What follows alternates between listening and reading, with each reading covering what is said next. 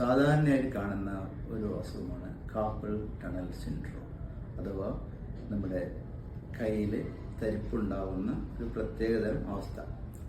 സാധാരണയായി സ്ത്രീകളിലാണ് കാണപ്പെടുന്നത്. കുറച്ച് വണ്ണമുള്ള ഒരു 30-40 വയസ്സുള്ള സ്ത്രീകളാണ് ഏറ്റവും കൂടുതലായി കാണുന്നത്. പല പ്രമേഹ രോഗികൾക്കും വാദസംബന്ധമായിട്ടുള്ള അസുഖങ്ങൾ, റുമറ്റോയ്ഡ് ആർത്രൈറ്റിസ് അല്ലെങ്കിൽ കൈക്ക് വല്ല ഇഞ്ചുറി പറ്റിയ ആളുകൾക്കും, കയ്യിൽ പ്രത്യേകതരം ഒരേ തരത്തിലുള്ള ജോലി ചെയ്യുന്നവർ, വീട്ടമ്മമാര്, ടൈപ്പ് റൈറ്റ് ചെയ്യുന്നവർ, അല്ലെങ്കിൽ വൈബ്രേറ്റിംഗ് ഇൻസ്ട്രുമെന്റ്സ് പല ജോലിക്കായി ഉപയോഗിക്കുന്നവർ, ഇവർക്കാണ് ഏറ്റവും കൂടുതൽ കാണുക.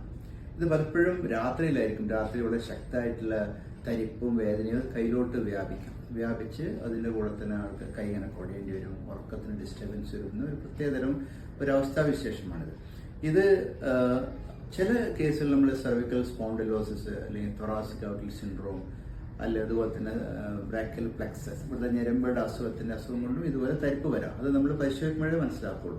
പക്ഷേ ബൈ ആൻഡ് ലാർജ് 90 to 95% ആൾക്കും ഇത് കാർപ്പൽ ടണൽ സിൻഡ്രോം ആവാനാണ് കൂടുതൽ ചാൻസ്. അപ്പോൾ അതിനായി നെർവ് കണ്ടീഷൻ സ്റ്റഡി ചെയ്യണം. അതിനുശേഷം നമുക്ക് ഒന്നിൽ കൈ സ്പ്ലിൻറ്റ് ചെയ്യാം. കൈ രാത്രി സ്പ്ലിൻറ്റ് കൊടുക്കുക, അല്ലെങ്കിൽ കൈയിൻ്റെ ചെറിയ എക്സസൈസ്, റിസ്റ്റ് റൊട്ടേഷൻ എക്സസൈസ് ചെയ്യുക, കൈ സ്ട്രെച്ച് ചെയ്ത് കൊടുക്കുക, വെയിറ്റ് കുറയ്ക്കുക, റുമറ്റോയ്ഡ് ആർത്രൈറ്റിസ് ട്രീറ്റ് ചെയ്യുക, പ്രമേഹം അതുപോലെ തന്നെ തൈറോയിഡ് അസുഖം ഉണ്ടെങ്കിൽ ട്രീറ്റ് ചെയ്യുക, വണ്ണം കൂടുതലുള്ള വണ്ണം കുറയ്ക്കുക. പിന്നെ അതുപോലെ തന്നെ ഈ ടെസ്റ്റ് ചെയ്ത ശേഷം ഒന്നുകിൽ നമുക്ക് മരുന്ന് കൊണ്ട് ട്രീറ്റ് ചെയ്യാൻ നോക്കാം, അല്ലെങ്കിൽ നമുക്ക് ലോക്കൽ സ്റ്റിറോയിഡ് ഇഞ്ചക്ഷൻ ഉണ്ട്.